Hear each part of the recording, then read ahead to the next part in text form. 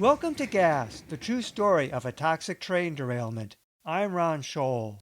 Last time on Gas, the Missoula hazmat team of Ziegler and Fiddler finally entered the spill site, along with a team from MRL who had already been there.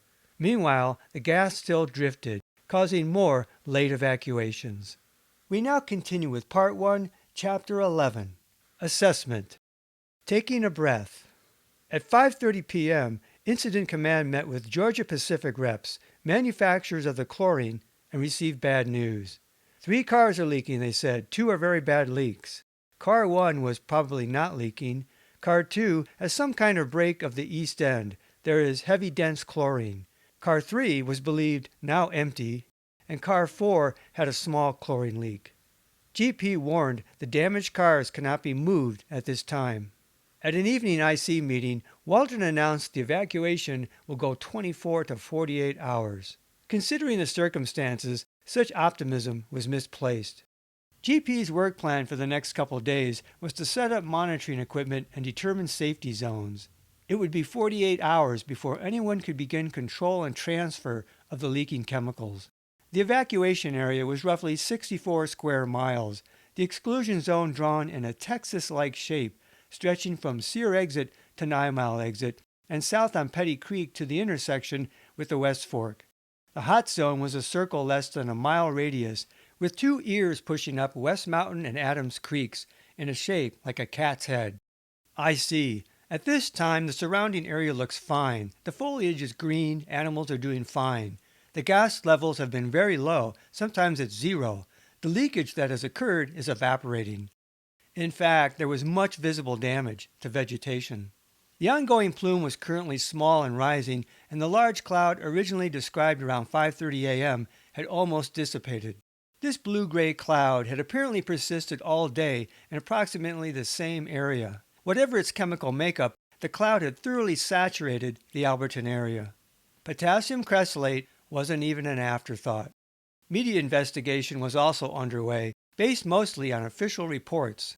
GP told the Associated Press that 170,000 pounds of chlorine in one tank had released, with 2 others venting more slowly.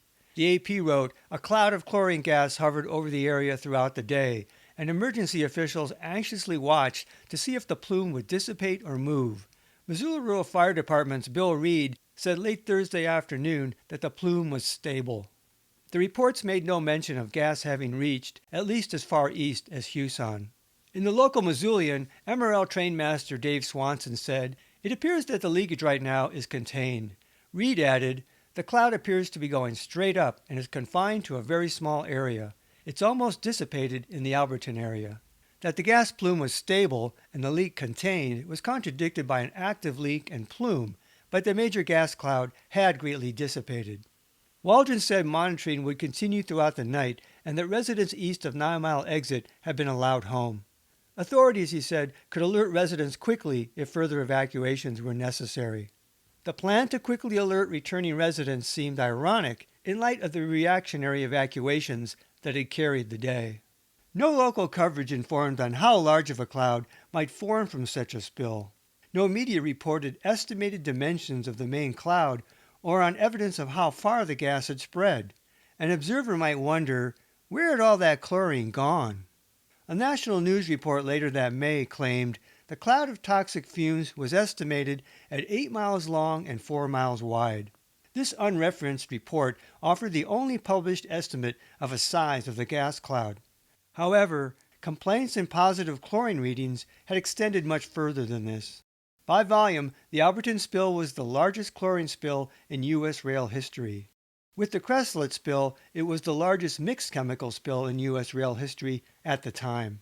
A back-page April 12 Missoulian report said, quote, corrosive liquid sodium hydrochloride had also leaked, but only slightly and very locally from one of the cars. This appeared a mangled misnaming of the potassium cresylate. A separate report generally referred to one component, sodium hydroxide, as a corrosive liquid that is used in industrial cleaning.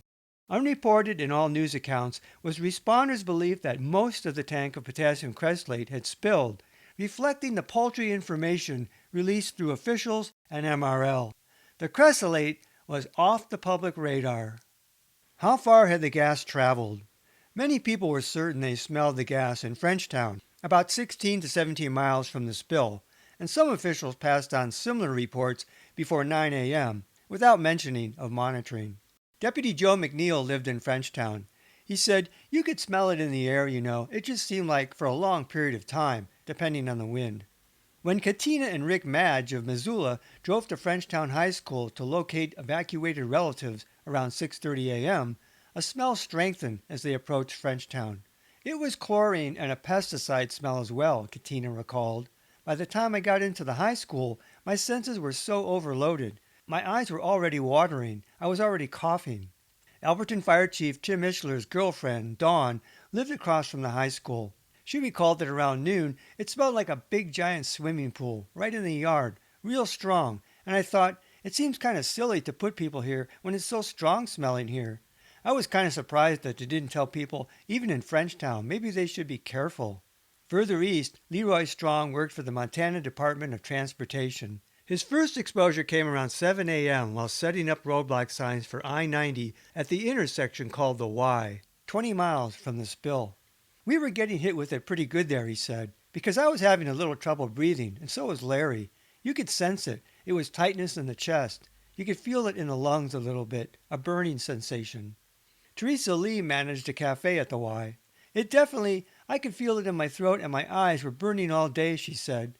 "You could smell it in the air." Jackie Spencer read meters for the Missoula Electric Cooperative. She thought she was exposed while working along the Clark Fork in the Big Flat area, over 20 miles from the spill. She developed a sore throat and an extremely bad headache, along with congestion that made it a little hard to breathe. She noticed a slight, unidentifiable smell. Others noticed a smell of chlorine in Missoula, 30 miles from the site. Beyond in East Missoula, 35 miles from the site, Carl Willig of Carl's Auto noted something in the air irritated him that morning. "There was something that definitely got me," Willig recalled. He didn't smell anything. "I'm highly allergic to a lot of things, but my eyes just became full of pus. Even if I have allergies, that doesn't happen. Harder to breathe. I got alarmed because I didn't know what was happening. It lasted that day and maybe part of the next for a little bit." All that gas had gone somewhere. A notable AP sidebar carried in Helena and Great Falls, but not in Missoula, included an interview with Dr. Fred Millar, the former toxics director for Friends of the Earth. He said the plume was at the mercy of the weather and that a full tank of chlorine, 90 tons, could travel 20 to 40 miles before dissipating. The Chlorine Institute confirmed this. No media or public account would ever document what people had smelled and where and when, or relate such information to symptoms to reveal a pattern of how the gas had spread and caused injury. There was no information relating an estimated concentration of chlorine to locations to indicate the potential health impact. By focusing mainly on the later aftermath, newspaper accounts made the spill seem localized, and injury was generalized. No one examined how the gas had behaved, but Jess Mickelson felt residents had been lucky that if the cloud hadn't diluted with rain, it likely would have killed many more people. Dave Swanson of MRL, responding to rumors of dead animals in the area, said he had seen none at the site. He reported no sign of vegetation damage either, echoing the Georgia Pacific report. But Ziegler's video clearly showed bleached out pines. Norm Brovold Jr., holed up on West Mountain Creek, said in the Missoulian on April 15, "It's all brown down there at the site." In sum, though an initial estimate of 170,000 pounds of chlorine had spilled, and possibly more, the local consensus was that the gas had dissipated, though some minor leaking continued. Hopefully, the residents could return home in a day or two. But an important question loomed. What would be the impact on people's health to having been exposed to all that chlorine? Georgia Pacific addressed the early reported fire to Incident Command. "There has not been a fire on the site," they said. "Chlorine produces a gas that looks like blue smoke." Chlorine had been releasing all day and was never described as blue, though a persistent and puzzling bluish-gray cloud had hovered near Alberton, possibly formed during the initial release. Chlorine gas is generally referred to as greenish-yellow or white as it mixes with water vapor. GP's explanation was unique. GP and MRL had investigated the fire report. But more than chlorine had spilled. Rumors would abound for years of a fire on site on April 11, but much earlier, during the morning's evacuation. Did a fire matter? Some residents came to believe that a fire could have allowed hazardous byproducts between the chlorine and cressolate to transport off-site, accounting for smells other than chlorine. In video frame grabs taken from KPAX TV footage of April 11 around 8 a.m., a bird's eye view showed a plume of blue-white smoke appearing to rise from the south ditch about 4 car lengths west of the tanks, separate from the main plume. The vegetation was last year's grass, now soaked with potassium cressolate. Chemist Garen Smith said, "I think that's a little spot fire. I'm almost dead sure that's what that is." The grainy video revealed the same thing. Absent obvious flame, a small blue-white smoke, separate from the chlorine vapor plume, rose from the ditch. If not a fire, the bluish smoke suggested a chemical reaction involving the potassium cressolate.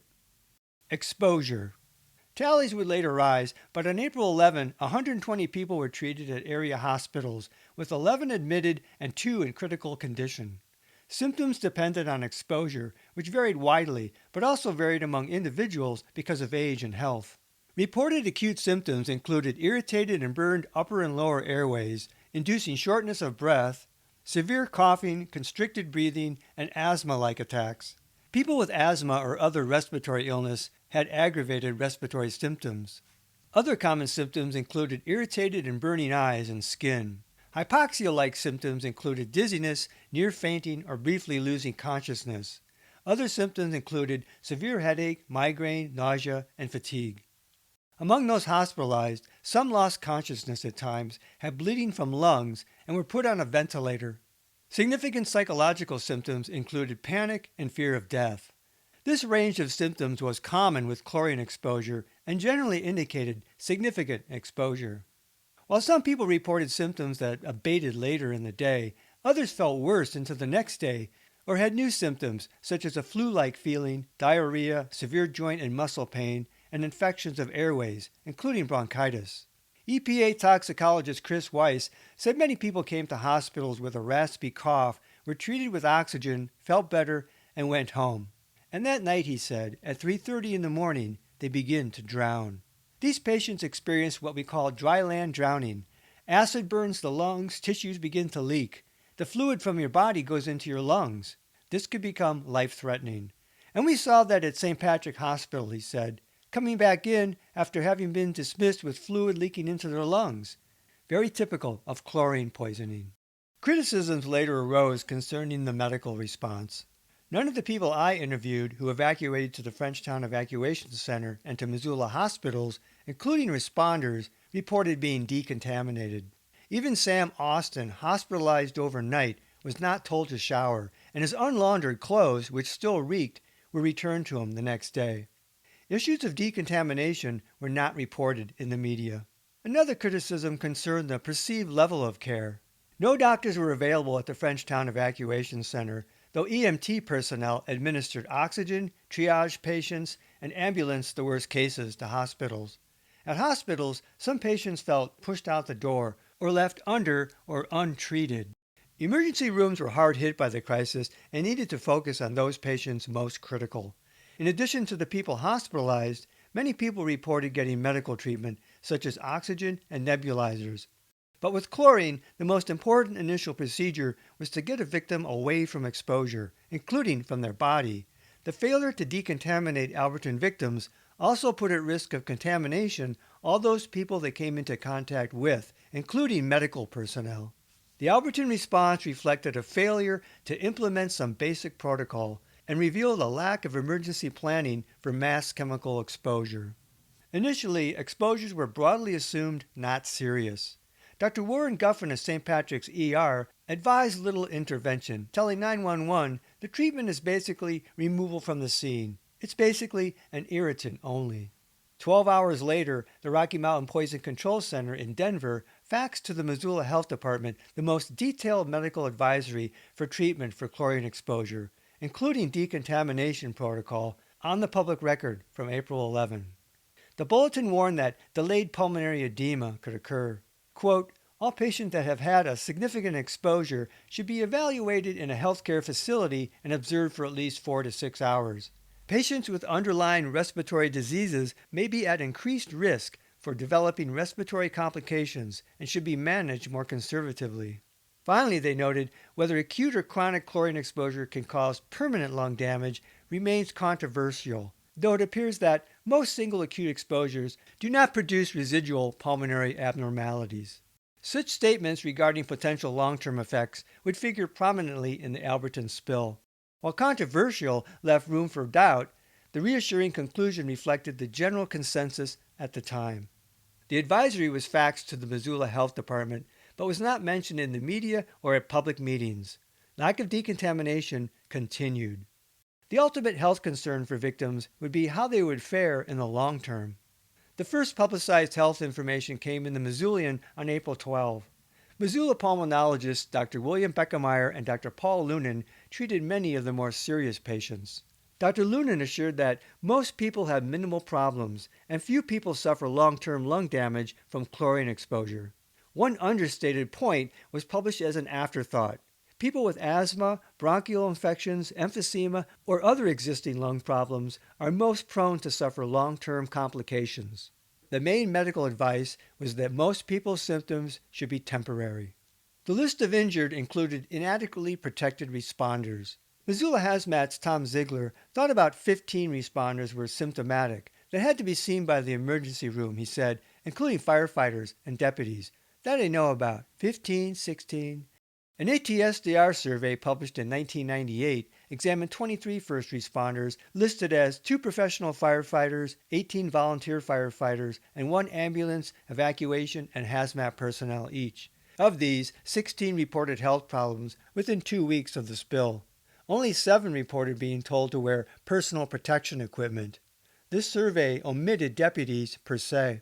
By all accounts, Frenchtown rigs had substantial SCBAs and oxygen tanks, yet many responders had no SCBA or poorly functioning ones.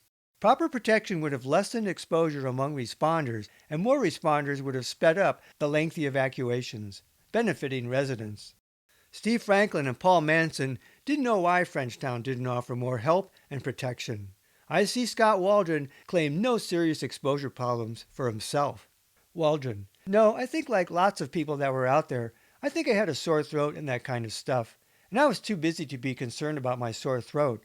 I had lots of people that I had to be responsible for as a priority, including responders not given SCBA or more help with evacuations." Holding a breath. Around 6 p.m., specialists from MTech Environmental Services arrived from Houston, Texas. MRL contracted MTech to help hazmat mitigation along with Georgia Pacific. MTech and GP teams visited the derailment site around 7:45 p.m. to assess tank damage.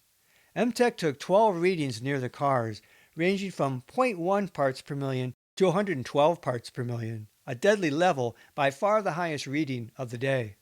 Georgia Pacific reported directly to MRL that the Crestlade tank appears to have leaked approximately 2/3 of its contents on the ground and on the chlorine cars. On the cars reflected observed splatter. Meanwhile, John Fiddler of Missoula Hazmat escorted the media to view the site without respiratory protection from the vantage of I-90, 600 feet to the north. Jess Mickelson said MRL's chlorine experts advised it was safe. The EPA would later disagree.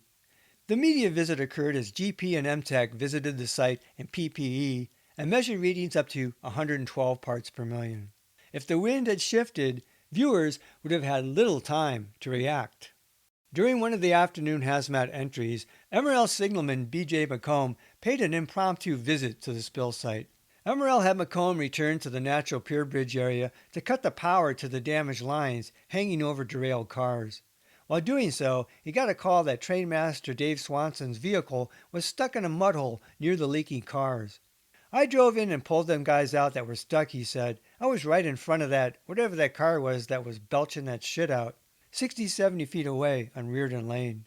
Later, he said his trunk stunk for months. He characterized the smell on site that afternoon as a real sickening son of a bitch, noting rotten eggs and chlorine. McComb was given no respiratory protection. The sulfur smell came from mercaptans in the potassium cressolate. At 9 p.m., IC met for a final briefing at the MRL General Office in Missoula.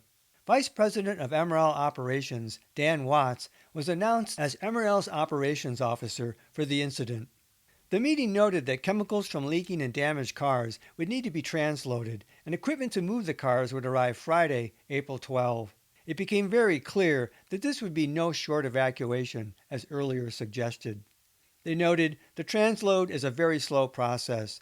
The teams estimate it could be 2 to 3 weeks before evacuees can return to their homes. They feel the exclusion zone should remain where it is now. Safety first is the only concern at this time. The interstate should remain closed also. Once the transloading begins, it becomes a very dangerous operation. This news complicated the evacuation. IC noted a plan for livestock and pets will be presented on Friday. It is possible that small groups will be escorted into the hot zone to care for the animals, if it could be safely done. With the arrival of MTech and GP, MRL assumed control of operations at the site, and Missoula Hazmat's role quickly diminished to one of site safety and backup, while providing a decon unit and some chlorine monitoring. The day ended with the specialist assessment that 3 chlorine tanks had ruptured, 2 leaking badly. The potassium cresylate was believed to have lost most of its load, though this went unpublicized. The tank held 20,000 gallons. Understandably, chaos and uncertainty existed on the morning of the spill, especially in the early dark hours. But much of that story went missing in news accounts. Never publicized was the misinformation about the location of the spill and the effect this had on responders and evacuations. No news came of under or unprotected responders and the shortage of personnel. Never questioned was the speed and timing of the evacuations or the parameters of the area evacuated or the fact that evacuations took place after arrival of the gas. A broad picture never emerged of how the gas had spread on April 11. No newspaper or official ever publicly questioned where had all that gas gone. The gas simply dissipated. Also missing from all news accounts and public records was any mention of lack of decontamination of bodies, clothes, pets, or vehicles. Without argument, many responders risked their health and lives on April 11 and would later receive commendations from the state. Noted one observer who heard about Terry Fairbanks tirelessly cranking the alarm at the fire hall, "That just breaks my heart, that she was afraid for other people and stayed and did her job. She's the hero in my book." The same could be said for all the Alberton volunteers, including the Walshes, who had little or no protection. Gordon Hendricks singled out one other person. B.J. McComb is the one that, if anybody should have been sick, it should have been him, Hendricks said. He is the unsung hero as far as I'm concerned. The railroad never thanked him, never did a thing. He was going back, evacuating, telling people to get the hell out of there. Not one mention of the man. And of course, BJ is not that way anyway. It's just a fact. His life was in danger there by what he did. One could also give incidental credit to train engineers Caswell and Shutter. By escaping, they eliminated the need for a highly risky rescue, especially by responders without protection. However, if their engines had not broken free, the confusion and response delay over their location might have cost them their lives. While the sun set on the initial response, many people exposed to the spill stood on the cusp of an arduous journey.